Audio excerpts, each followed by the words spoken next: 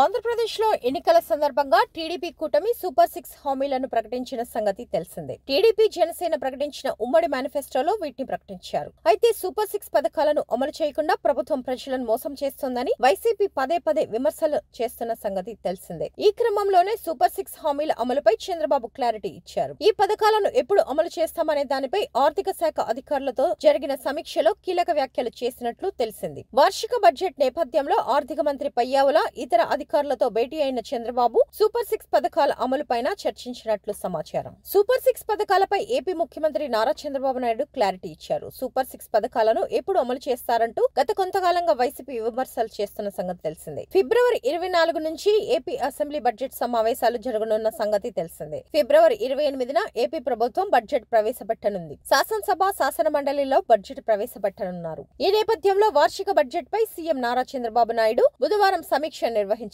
ఉండవల్లిలోని తన నివాసంలో చంద్రబాబు వార్షిక బడ్జెట్ మీద ఆర్థిక మంత్రి పయ్యావుల కేశవ్ ఇతర ఉన్నతాధికారులతో సమీక్షించారు. ఈ సందర్భంగా సూపర్ 6 పథకాల అమలుపై క్లారిటీ ఇచ్చారు. ఈ ఏడాది నుంచి సూపర్ 6 పథకాలు అమలు చేస్తామని, అందుకు తగిన విధంగా బడ్జెట్ లో కేటాయింపులు చేయాలని చంద్రబాబు ఆర్థిక మంత్రి పయ్యావుల కేశవ్ కు సూచించినట్లు తెలిసింది. ఈ ఏడాదిలో తల్లికి వందనం, అన్నదాత సుఖీభవ, మహిళలకు ఉచిత బస్సు ప్రయాణం పథకాలను ప్రభుత్వం అమలు చేయనున్నట్లు తెలిసింది. ఈ నేపథ్యంలోనే ఆయా పథకాల అమలుకు బడ్జెట్ లో కేటాయింపులపై చంద్రబాబు చర్చించినట్లు సమాచారం. సంక్షేమ పథకాలు, అభివృద్ధి కార్యక్రమాలు సమన్వయం చేసుకుంటూ బడ్జెట్ రూపొందించాలని చంద్రబాబు సూచించినట్లు తెలుస్తోంది. మరోవైపు ఏపీ ఎన్నికల సందర్భంగా టీడీపీ సూపర్ 6 హామీలు ఇచ్చిన సంగతి తెలిసిందే. తల్లికి వందనం, ఉచిత గ్యాస్ సిలిండర్లు, మహిళలకు ఉచిత బస్సు ప్రయాణం, పింఛన్ల పెంపు, అన్నదాత సుఖీభవ, ఆడబిడ్డ నిధి పేరిట 18 ఏళ్లు నిండిన మహిళలకు నెలకు 1500 రూపాయలు ఇలా హామీలు ఇచ్చారు. ఈ హామీల అమల్లో భాగంగా ఇప్పటికే పింఛన్ల పెంపు, అన్న క్యాంటీన్లు ఏర్పాటు, ఉచిత గ్యాస్ సిలిండర్ల పథకం ప్రారంభించింది టీడీపీ కూటమి సర్కార్. మిగతా హామీలైన తల్లికి వందనం, అన్నదాత సుఖీభవ